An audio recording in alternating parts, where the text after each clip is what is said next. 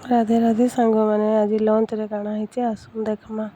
ଏଇଟା ହେଇଛେ ଉଷ୍ନା ଭାତ, ତାର୍ ସାଙ୍ଗେ ଆନିଛେ ଛେନାପୋଡ଼, ଆଉ ଏଇଟା ହଉଛେ ଆମର ଝୁନଗା ଡାଲି, ଆଉ ତାର୍ ସାଙ୍ଗେ ରାନ୍ଧିଛେ ମୂଲା ଶାଗ, ଯେନ୍ଟାକି ବାଦାମ, ରସୁଣ, କଞ୍ଚା ଲଙ୍କା ସବୁ ବାଟିକି ରାନ୍ଧିଛେ ଏଇଟା।